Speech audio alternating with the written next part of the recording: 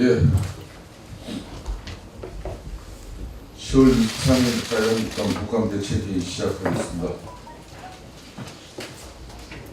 민주당 홍영표 대표가 어제 자유한국당을 향해서 비정규직을 정규직으로 전환하는 목표 자체를 비판하는 것은 고용 문제에 대해 인식이 천박하다고 말할 수밖에 없다고 비판했습니다. 자유한국당이 비판하는 지점은 비정규직을 정규직으로 전환하는 목표가 아니라 비정규직을 정규직으로 전환하는 목표를 빌미로 자기 사람 처리에 영향이 있는 행태라는 점을 분명히 알아주시기 바랍니다. 가뜩이나 빚 좋은 개살구에 불과한 비정규직 정규직화를 내걸어놓고 제대로 된 정규직화에 나서도 모자랄 판에 그나마 그 자리조차 내 사람들로만 채워넣는 것이 문재인 대통령이 말하는 비정규직 정규직화를 말하는 것인지 묻지 않을 수 없습니다. 홍 원내대표가 말대로 채용 비리가 정말로 용납할 수 없는 비리이고 문재인 정부 출범 이후 발생했다는 것이 민주당도 충격이랍니다. 지금이라도 야당의 국정조사 요구를 적극 수용하고 비리 척결에 동참하기 바랍니다. 이런 방식의 비정규직 제로하려고 문재인 대통령은 천문학적인 국민 대책을 통해서 비정규직 정규직화를 하려고 한 것입니다. 국민들 앞에 명확하게 답을 하셔야 됩니다.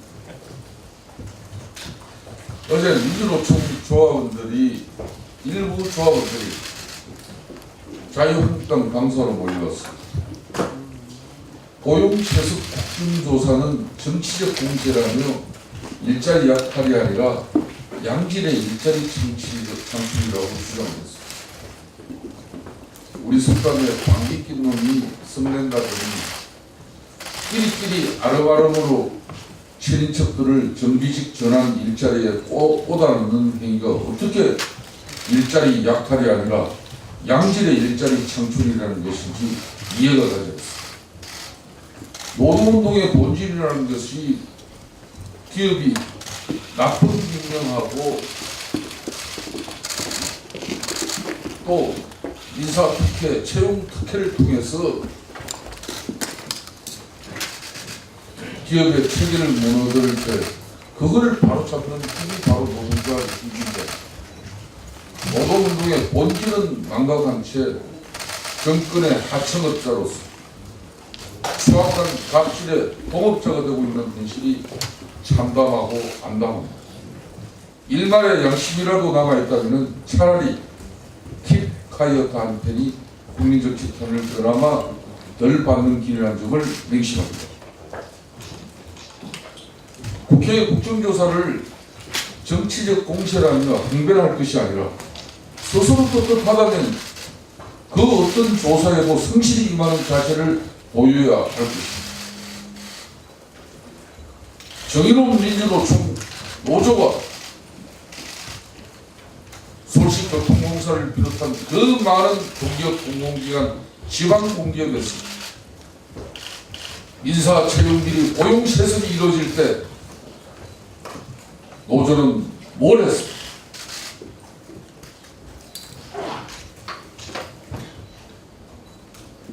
이런 가운데 어제 산업이 국감에서 코트라의 외국인 투자 유치 전담 기구인 인베스트 코리아 신임 대표로 선임된 올해 42살의 장모 씨가 김대중 전 대통령의 손녀 사이라는 사실이 밝혀졌습니다. 통상 코트라에서 30년 근무를 해야 이룰 수 있는 자리, 주로 대기업 임원이나 정보부처 국장급 이상을 지원 자격으로 하던 채용 자격 요건이 유독 오래 들어서 빠진 이유도 석연치 않습니다. 정작 장 씨가 최근까지 인천 글로벌 캠퍼스 운영재단에서 교수 숙소를 알아봐주는 업무를 담당하는 대학 지원팀 차장이었다는 점에서 어떤 경위로 장 씨가 대기업 임원, 정부 공기업 국장급 인사, 신용평가사 대표, 스위스 연방은행 임원 같은 이런 쟁쟁한 경쟁자들을 모두 물리치고 커리어 연관성도 전혀 없는 외국인 투자 유치 기관의 대표로 선임될 수 있었는지 문재인 정부는 분명하고 상세하게 해명해야 합니다. 이러고도 문재인 정권은 고용세습, 채용비리를 근거 없는 정치 공세라고 항변할 것인지, 가짜 뉴스를 야당이 제공하고 있다고 정치적 정쟁을 벌일 것인지, 더 이상 손바닥으로 하늘을 가리려 해서는 안 될 것입니다. 실무지원팀 차장이 코트라 본부장급의 적격자라고 판단했다는 이참에 분위기 쇄신 차원에서 지원팀장을 코트라 사장으로 내정하는 것이 어떤지 이것도 꼼꼼히 검토해 주시기 바랍니다.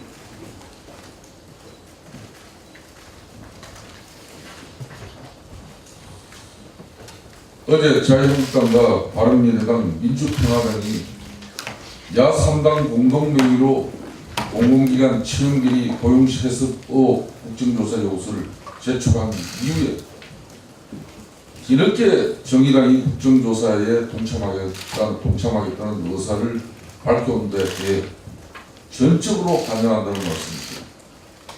근데 거기까지는 좋은데 정의당이 뜬금없이 강원랜드 지역민 채용 의혹을 들고 나온 데 대해서 정의당이 과연 국정조사를 제대로 하겠다는 건지 아니면 또 뭐를 타겠다는 것인지 입장을 분명히 해줄 것을 요청합니다.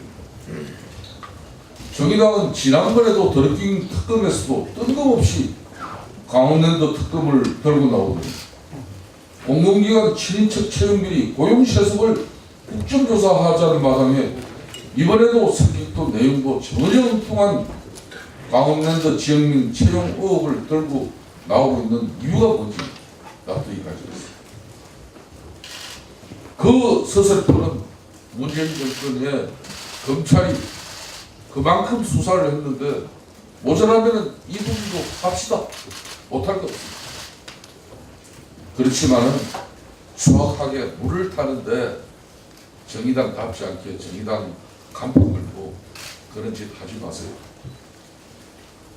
그러려면은 민주당과 다시 상의하고 오시기 바랍니다. 문재인 대통령이 7박 9일간의 유럽 순방을 마치고 그저께 돌아왔습니다. 애초부터 순방 목적에 대해서 납득할 만한 설명도 없었던 마당에 순방 결과에 대해서도 그닥 말씀하실 만한 내용은 없으신 것 같습니다. 국내에 밀린 집안일이 산더미처럼 쌓여있는 마당에 프란시스코 교황께 김정은 초청장 전달하신 것 말고는 이렇다 할 순방 성과가 보이지 않고 있습니다. 청와대는 대통령이 유럽 순방 중 대북 제재 완화를 공론화한 것이 미국을 도와주는 것이라고 둘러대고 있지만 세상에 강변, 항변도 이런 강변한 거 참 처음 봤습니다. 미국은 여전히 서둘지 말라고 이야기하고 있다는 점을 간과하지 말기 바랍니다. 70년 만에 한미 동맹이 가장 큰 위기로 보는 미국을 비롯한 유럽 우방 국가들의 언론의 목소리고 청와대 인사들은 문재인 대통령 귀담아 듣지 않고 있습니다. 이제 순방도 끝났고 특별히 더 하실 말씀도 없으신 것 같은데 이제라도 고용세습 같은 지방 문제에 더 신경 써 주시기 바랍니다. 작년 9월 문재인 대통령께서 공기업 채용 비리는 전수조사를 통해서라도 뿌리를 뽑겠다고 했는데 왜 아직도 뿌리를 뽑지 않고 이런 일을 계속 방치하고 유발시키고 있습니다.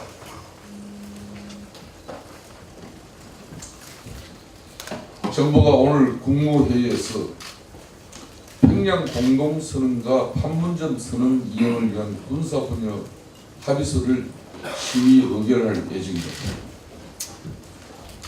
법제처는 평양 공동선언은 판문점 선언 이행의 성격이 강합니다. 판문점 선언이 이미 국회 비준 동의 절차를 밟고 있어 따로 국회 동의를 받을 필요가 없다고 판단했다고 하고 있고, 또 군사 분야 합의서에 대해서는 국회가 비준 동의권을 갖는 국가나 국민에게 중대한 재정적 부담을 지우거나 입법 사항이 필요한 경우에 해당하지 않는다고 판단했다고 전해지고 있는데, 국가 안위의 중차대한 안보적 사안에 대해 법제처가 이렇게 자의적인 유권 해석을 남발해도 되는 것인지 묻지 않을 수 없습니다. 판문점 선언의 알맹이에 해당하는 14선언은 정작 비준 동의가 필요 없다고 판단했던 법제처가 껍데기에 해당하는 판문점 선언은 비준 동의 대상이라고 합니다. 정작 판문점 선언은 비준 동의도 아직 국회에서 이루어지지 않은 마당에 부속 합의서에 해당하는 평양 공동선언과 군사 합의서는 비준이 필요 없다는 논리는 도대체 어느 나라 엿잠수 마음대로 하는 법제처입니다. 국가의 애교 안보적 중대 사안을 놓고 임의적이고 자의적인 유권 해석은 국익에도 결코 도움이 되지 않을 뿐더러 비준 동의 여부는 국회 논의를 통해서 신중하게 판단해야 할 사안이라는 점을 분명히 지적하지 않을 수 없습니다.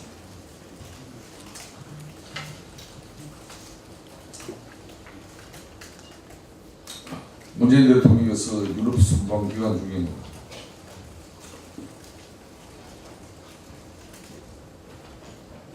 프란치스코 교황도 아련하시고, 또 교황청 또 미사를 통해서 훌륭한 연설도 남겼습니다. 그렇지만 한 대목만 짚고 가지 않을 수 없습니다. 인류는 그동안 전쟁이라는 부끄러운 역사를 써왔습니다. 이런 말씀을 하셨습니다.